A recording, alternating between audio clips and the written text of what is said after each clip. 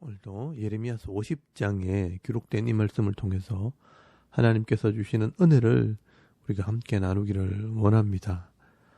여러분, 이 예레미야서 50장 말씀에는 이 당시에 이스라엘은 물론이고 이스라엘의 주위에 있는 모든 나라들을 망하게 했던 이 바벨론이란 나라도 결국은 심판을 받게 될 것을 기록을 하고 있습니다.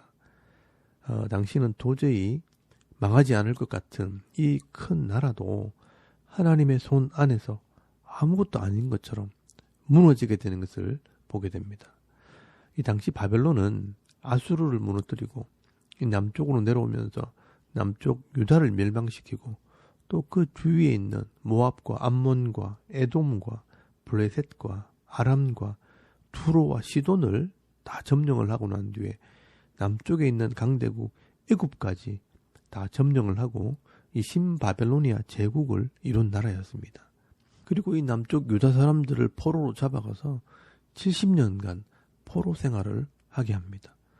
그러나 하나님께서 계획하는 때가 되었을 때 하나님께서 언약한 이 백성들을 돌아오게 하기 위해서 여러 나라들을 심판하는 도구로 사용했던 이 바벨론도 무너지게 하십니다.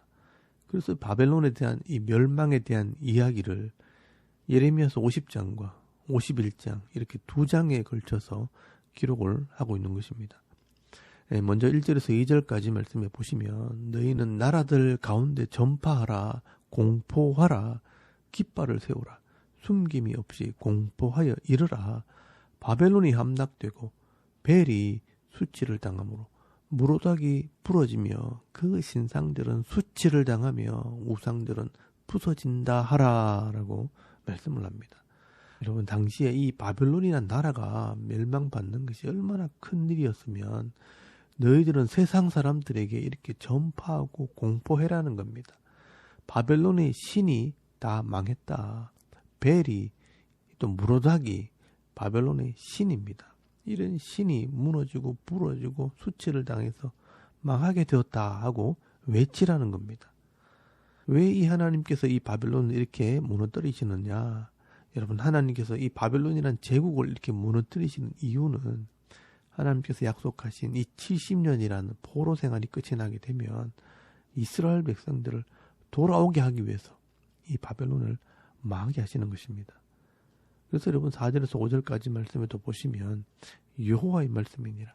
그날 그때에 이스라엘 자손이 돌아오며 유다 자손도 함께 돌아오되 그들이 울면서 그 길을 가며 그의 하나님 여호와께 구할 것이며 그들이 그 얼굴을 시온으로 향하여 그 길을 물으며 말하기를 너희는 오라 잊을 수 없는 영원한 언약으로 여호와와 연합하라 하리라 라고 말씀을 합니다.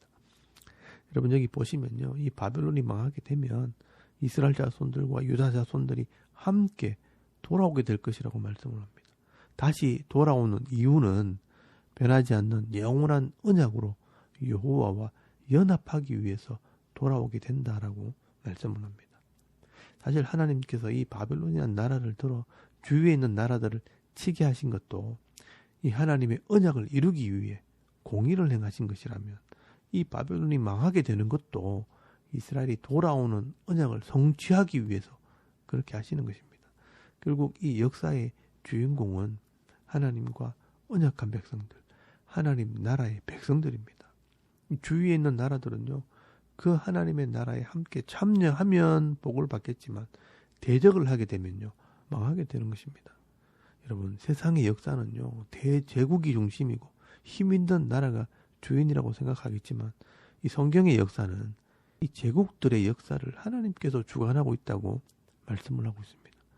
그래서 여러분 다니엘서에 보면요 당시에 바벨론의 왕이었던 느부갓네살이 큰 신상에 대한 꿈을 꾸었을 때 다니엘이 그 꿈을 해석을 해줍니다. 금으로 된 이 머리는 바벨론이고 은으로 된 가슴과 팔은 메데 페르시아이고 노수로 된 배와 이 넓적다리는 헬라 제국이고 또 철과 흙이 섞인 종아리와 발은 로마 제국을 상징하는 것이라고 해석을 하게 됩니다. 이런 제국들의 흥망성쇠가 그 나라의 왕의 힘과 능력에 있는 것이 아니라 하나님의 뜻에 따라 되어지고 있다는 것을 미리 보여주고 있는 것입니다. 여러분, 본문에 나오는 이 신바벨로니아 제국도요, 나보폴라살이라는 장군이 아수르에게 반란을 일으켜서 나라를 차지하게 되고, 또 그의 아들인 느부갓네살 왕이 바벨론 제국의 왕이 되었지만 70년 이 포로 생활이 끝나는 시점에서 이 바벨론은 페르시아의 고레스 왕에게 멸망을 받게 됩니다. 그래서 불과 86년 만에 이 신바벨로니아 제국은 이 땅에서 사라지고 마는 것입니다. 이런 제국의 역사가 결코 우연이 아니라는 것을 이 성경을 통해 우리는 알 수가 있는 것입니다. 여러분, 17절에서 20절까지 말씀해 보시면요, 하나님께서 왜 이 아수르와 바벨론을 망하게 하셨는지를 설명을 합니다. 이스라엘은 흩어진 양이라 사자들이 그를 따르도다. 처음에는 아수르 왕이 먹었고 다음에는 바벨론의 느부갓네살 왕이 그의 뼈를 꺾어도다. 그러므로 만군의 여호와 이스라엘의 하나님이 이와 같이 말하노라. 보라, 내가 아수르의 왕을 벌한 것 같이 바벨론의 왕과 그 땅을 벌하고 이스라엘을 다시 그의 목장으로 돌아가게 하리니 그가 갈멜과 바산에서 양을 기를 것이며 그의 마음이 에브라임과 길라산에서 만족하리라. 여호와의 말씀이니라. 그날 그 때에는 이스라엘의 죄악을 찾을지라도 없겠고 유다의 죄를 찾을지라도 찾아내지 못하리니 이는 내가 남긴 자를 용서할 것임이라 라고 말씀을 하고 있습니다.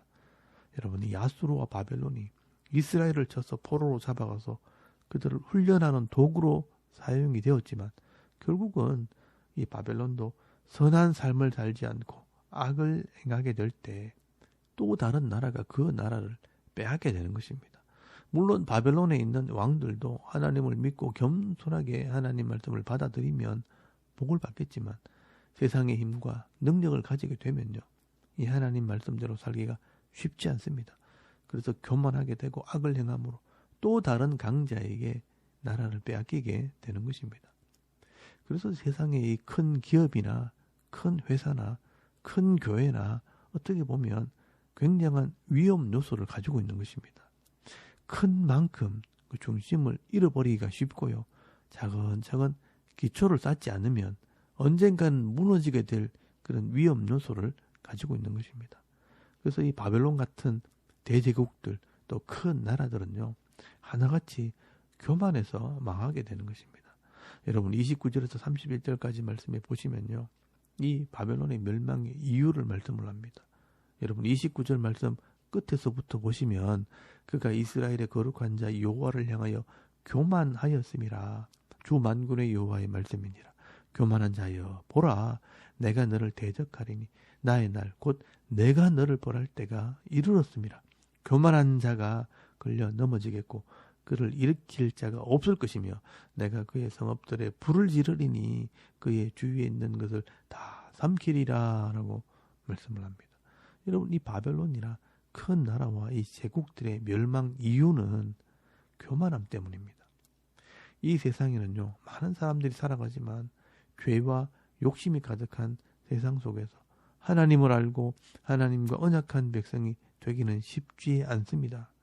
그러나 작은 무리지만 하나님과 언약한 백성으로 구별된 자들, 이 구별된 사람들의 모임, 즉 교회와 이 성도들은요, 세상에서 어려움을 당할 수 있지만 이 하나님의 언약 안에 있을 때는 절대로 망하지 않습니다. 혹시나 무너지고 넘어져도 다시 회복시켜 주십니다.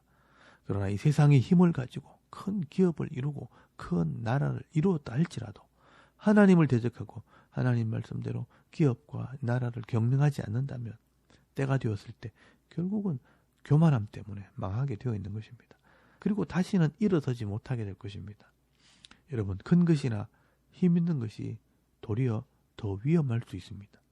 오늘 저와 여러분은요, 좀 작지만 이 하나님의 언약한 백성이 되었다는 것을 기억할 때 늘 겸손하게 이 하나님 말씀에 귀를 기울이고 또 말씀대로 행하는 삶을 살아가는 그런 믿음 있는 성도들이 다 되실 수 있길 바랍니다. 그러면 이 사망의 엄침한 골짜기 같은 세상을 다닐지라도 하나님께서 함께 하심으로 주의 지팡이와 주의 막대기가 나를 지켜주시는 그런 은혜를 누리게 될 줄 믿습니다. 오늘도 이 말씀을 통해 이 큰 나라 바벨론이 멸망을 받게 되는 이 모습들을 보면서 세상의 큰 기업이나 힘 있는 사람들을 부러워하지 마시고요. 내게 허락하신 가정과 기업 안에서 믿음의 삶을 살아갈 때 내 영혼의 기쁨을 누리시고 또 작은 일에 감사하면서 서로를 섬기는 삶을 살아갈 때 늘 기쁨이 있는 행복한 삶을 살아가는 저와 여러분의 이런 영적인 삶의 모습이 되실 수 있기를 주의 이름으로 축원합니다. 아멘. 우리 잠깐 기도드리겠습니다. 오늘도 이 하나님 백성으로 겸손함으로 말씀에 순종하는 삶을 살게 하옵소서. 또 나라와 민족을 위해 교회와 가정과 자녀들의 믿음을 위해 기도하시고 또 개인의 기도 제목을 따라 기도하고 오늘 하루 삶을 또 시작할 수 있길 바랍니다. 다 같이 우리 하나님께 한번 기도드리겠습니다. 살아계신 하나님 은혜를 참 감사합니다. 오늘 아침에 하나님을 예배하여